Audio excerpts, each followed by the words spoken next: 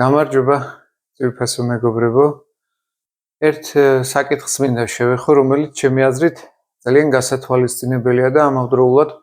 სიმპტომატური, რომელიც წარმოგვიდგენს ნათლად და ცხადად საქართველოს ეკლესიაში არსებულ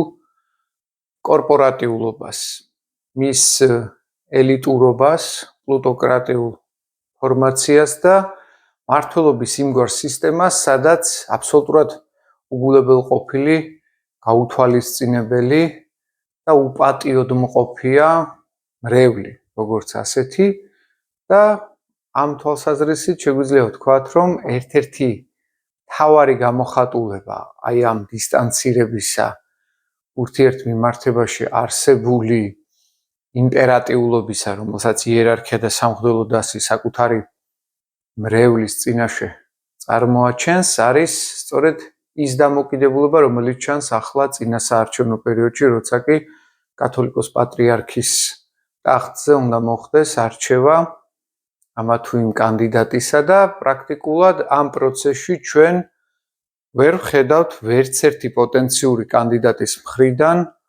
მზაობას იმისას, რომ გარკვეული აზრით მათ კოორდინირებულად იმუშაონ საკუთარ მრევლთან ერთად ყველა იმ გამოწვევის დაბრკოლებისა თუ გადაუგებელი აუცილებლობის პრინციპით მოსაგვარებელი საკითხის ირგვლივ. თავარი რა არის ამ შემთხვევაში? ისინი არ წარმოადგენენ არავითარ გეგმას, პროგრამას, პროექტს, კონცეპტუალურ ხედვას იმისათვის, რომ ვიცოდეთ თუ რომელ კურსს, რომელ პლატფორმას, რომელ ვექტორს, როგორ მსოფლმხედველობრივ აზროვნებას, რომელ ორბიტას მიეკუთვნებიან, რა შეხედულებები აქვთ მათ გლობალურ თუ გეოპოლიტიკურ საკითხებზე, როგორ ესმით ბიოეთიკის გამოწვევები, თანამედროვე დიჯიტალ ეპოქაში, როგორ წარმოუდგენიათ ეკლესიის მისიოლოგია, მისი მსხემობა, მისი მხრიდან წარმოებული ევანგელიზაცია, რას ნიშნავს საბოლოო ჯამში სეკულარიზმი და რა დამოკიდებულება აქვთ მაგალითად იგივე სხვა კონფესიების მიმართ, რა მიდგომა აქვთ სახელმწიფოს მიმართ, რომელიც ავტორიტარიზმს და ტოტალიტარიზმს ამკვიდრებს, რას ფიქრობენ ისინი შრომით უფლებებზე, რა განწყობები აქვს მეცნიერებისა და ზოგადად განათლების მიმართ. არც ერთი კანდიდატის მხრიდან მსგავს საკითხებზე მსჯელობა ჩვენ არ გვესმის. ჩვენ არ ვიცით თუ რა ტიპის ადამიანები არიან ისინი თავიანთი იდეოლოგიით, თავიანთი მსოფლმხედველობით და მენტალიტეტით. მხოლოდენ ვიცით მათი ბიოგრაფია, ვიცით მათი პიროვნული ნატურა და ამ თვალსაზრისით საკმაოდ მძიმე მოცემულობა გვაქვს, რადგან არჩევანის გაკეთება უწევთ ცუცსა და უარეს შორის ამ მრჩევლებს, რამე თუ პრაქტიკულად ვხედავთ, რომ უმეტესობა მათგანი არის საბჭოთა მეხსიერების რუდიმენტი. თვით ის მღვდელმთავრებიც კი, რომლებიც ოფიციალურად ინიღბებიან როგორც პროდასავლელები, პირად თუ სამსახურეობრივ გარემოში, ისინი არიან დესპოტები, არიან საბჭოთა ნატურის ჩინოსნები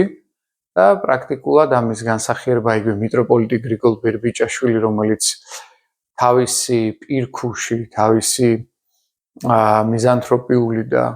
აგრესიული განწყობებით ცნობილია საკუთარი სამღვდელოების მიმართ, აგრეთვე თავისი კორუფციული, ვერცხლის მოყვარეობითი, სახმართმოყვარეობითი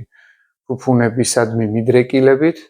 თავისი ამ განცხრომითა და კომფორტით და ანტიდემოკრატიული დამოკიდებულებით საკუთარი სამღვდელოებისა და ქვეშევრდომების მიმართ, რომ ვითომ და ის გუნდური აზროვნების პრინციპს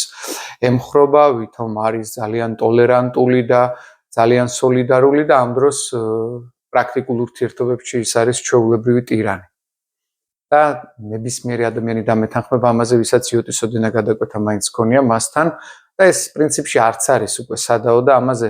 ყველა სეგმენტი და სპექტრი საზოგადოებისა თანხმდება, ვისაც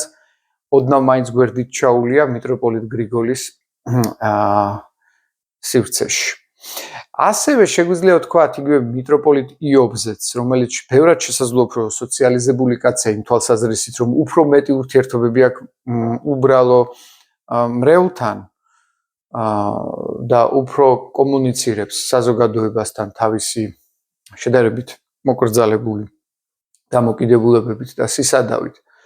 თავისი კავშირებით ადამიანებთან და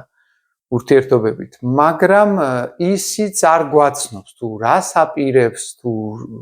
იმ შემთხვევაში თუ გახდება კათოლიკოს პატრიარქი რას შეცვლის, იქნება რუსოფილი და იქნება კვლავ იმ ორბიტაზე, რაზედაც საქართველოს ეკლესია დარჩა, თუ იქნება ბევრად უფრო თავისუფალი, მართკვეთელი, რა ხედვები აქვს მას თქვათ, იგივე მორალურ დარღვევებზე, მართვა-გამგების დებულების საკითხზე, საქართველოს ეკლესიაში არსებულ აი ამ აბსოლუტი ერთმართველის ვერტიკალურ სისტემაზე, რომელიც დანერგა კათოლიკოს პატრიარქმა ილიამ მეორემ ავტორიტარულად და ასე შემდეგ. არ ვიცი ჩვენ ეს ხედვა არც მისგან, ხომ? რაც შეეხება მეუფე ისაიას, პიროვნულად რა თქმა უნდა, ის ყველაზე სიმპათიური სახეა შედარებით, ზნეობრივი თვალსაზრისით, ადამიანური გაგებით, მაგრამ მეორე მხრივ ჩვენ აბსოლუტურად არ ვიცნობთ მის პიროვნებას, ვარ ჩავთვლით იმას, რომ რაც ვიცით, ის არის ანტიკრემლისტური გამწყობის, მან საკუთარ თავზე იწვნია ეს წნეხი და ზეწოლა და საოკუპაციო მათრახი და ის ინტერვენცია და პრაქტიკულად ანექსია ჩვენი მიწებისა, რომელიც განხორციელდა უახლოეს წარსულში, აგერ 2008 წლის პერიოდში, თავად იწვნია მან ეს სიძნელეები და რა თქმა უნდა, მისი აზროვნების ფორმირებასაც ამან ხელი შეუწყო და რაც ვიცით, ის ვიცით, რომ იგი ნამდვილად არ არის პრორუსული შეხედულებების, მაგრამ როგორც მენეჯერი და როგორც ადმინისტრატორი, მიუხედავად იმისა, რომ ის არის უაღრესად კეთილშობილი პიროვნება და მართლაც სახალხო ფიგურა, სხვა ჩამოთვლილ დამთავრებთან შედარებით, მთლიანობაში ჩვენ არ ვიცით რა ხედვები აქვს მას იმ საკითხების ირგვლივ, რომელიც გლობალურ თუ ადგილობრივ დონეზე ძალიან მნიშვნელოვანი და არსებითი. ამავდროულად ჩვენ არ ვიცით თქვათ თუ რას შეიძლება ფიქრობდეს მეუფე დანიელი, რაც ვიცით მის ირგვლივ მხოლოდ ის, რომ ის არის უფრო მითოლოგიზირებული, უფრო მისტიფიცირებული, უფრო მეტად წარმართული, პაგანისტური წარმოდგენების მღვდელმთავარი, რომელიც საკუთარ ეპარქიაში თითქმის თვეში მხოლოდ 2 დღით ჩადიოდა ხოლმე, პრაქტიკულად არის უპასუხისმგებლო ადამიანი, საკმაოდ ბნელი, რეტროგრადული, ობსკურანტული და ფუნდამენტალისტური შეხედულების და ამავდროულად მესიანისტური იდეებით დახუნძლული პიროვნებაა, ხო? აი უცებ გამახსენდა ხა აკაკი ბაქრაძის დავიწყებული იდეა, დავიწყებულ გზაზეა საუბარი, რომ ვითომდა ესე იგი ეს მესიანიზმი ქართული როგორ ასაზრდოებდა ქართულ საზოგადოებას, როცა კი იმპერიის იმ კლანჭებში იმყოფებოდა და როგორ აღვიძებს ეს ნაციონალიზმის იმპულსებს ჩაგრული ერის განცდის შემთხვევაში. და საქართველოს ეკლესიასაც ეს ეთნოფილეტისტური ახირება აქვს, რომ აი რადგან ვერ დომინირებს მსოფლიო საეკლესიო სივრცეში, ის ცდილობს, რომ ადგილობრივ მასშტაბებში მაინც რეტროსპექტიულად გაიდეალებულ წარსულთან გააუოს პარალელი და თანამედროვე მორწმუნის შუა საუკუნეობრივი ქართული მორწმუნის პარამეტრებით შეხედოს და ძირითადად ეს ტენდენციები გვაქვს ხოლმე, ხო? და ამას აჟღერებს ყველა ამ თემების რეაქტუალიზებას ახდენს მეუფე დანიელი, რომელიც არის აბსოლუტურად ბნელი პიროვნება საუბედუროდ, მენტალური, საფხედველობრივი მნიშვნელობით ალბათ ცხადია და სხვა მხრივ ამ შეფასებებს, რა თქმა უნდა, ასე როგორც მოქალაქეზეც ვერაფერს ვიტყვით, იმიტომ რომ ამ კუთხითაც ის ძალიან ინდიფერენტული და პასიურია და არც ერთ მნიშვნელოვან გადამწყვეტ მოვლენაზე მას არასდროს ხმა არ მოუღია.